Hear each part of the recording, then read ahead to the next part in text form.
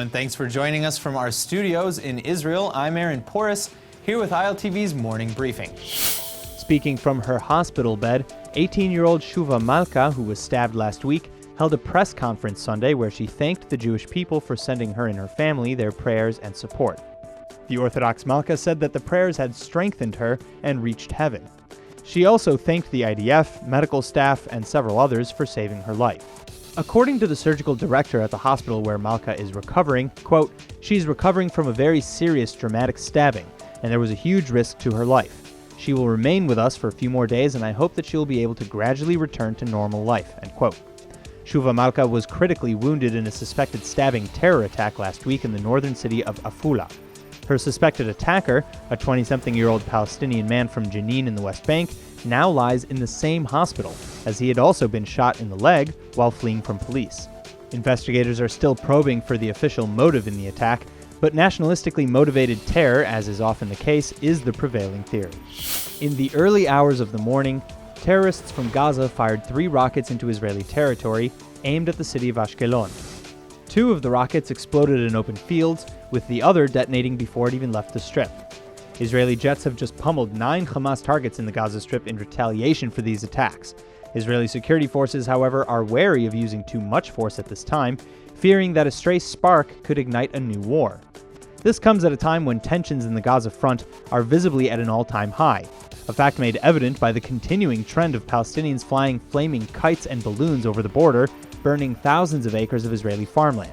Though the damages have not yet claimed any human casualties, the devastation to Israeli wildlife and agriculture is more than a mere nuisance.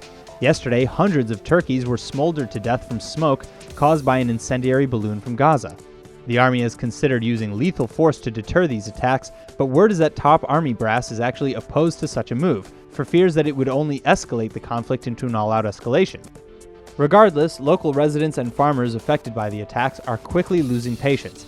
The army has dispatched a new fleet of drones to counter the homemade kite bombs, but as the summer continues to heat up, the conflict shows no sign of slowing down.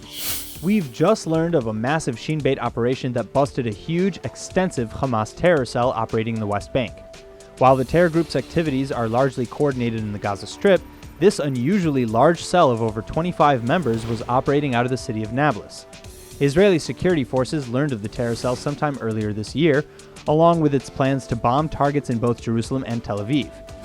This bust is a major nod to Shin Bet security forces. After the teams traced the activity to a single cell made up of over 20 Palestinian citizens of Nablus, they uncovered caches of guns and bombs. The Shin Bet has identified 2 of the cell's leaders as well, Mutasem Muhammad Salem and Fares Kamil Zabidi. Both suspects are in their 30s and stand accused of planning a series of bombings, stabbings, and suicide attacks throughout Israel and in the Jewish settlements.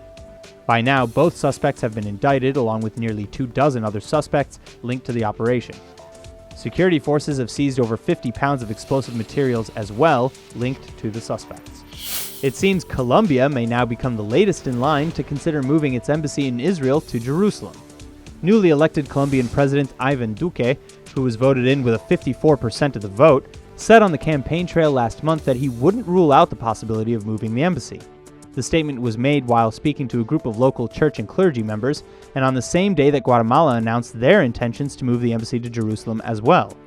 That being said, Duque has also reiterated that while he intends to maintain Colombia's warm relationship with Israel in the future, he is a proponent of the two-state solution.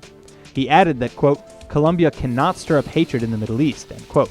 Still, just as Israeli Prime Minister Netanyahu predicted, others have and apparently will be following in the footsteps of the United States, which officially moved the American embassy from Tel Aviv to Jerusalem in May.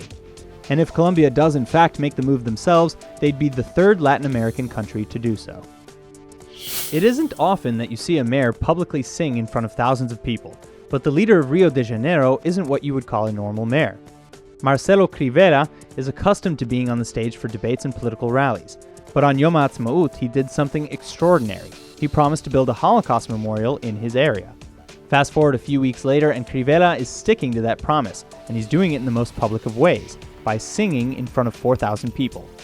Crivella took to the stage singing gospel songs in front of the crowd, and it was all for a great cause. All the money raised during the event is going to the construction of the Holocaust Memorial, which he says, quote, is important to prevent and defend humankind from such barbarisms, end quote. Krivea, an evangelical Christian, has reportedly been to Israel 40 times, and the mayor who took office last year has been a major supporter of Israel and the Jewish people. So I guess it does go to show that there are still politicians who indeed care about Israel and the Jewish people, making sure that the legacy of those who suffered in the Holocaust will never be forgotten across the globe. That's all for now. I'm Aaron Porras, and see you later with our main daily broadcast from Israel at 2 p.m. Eastern Time.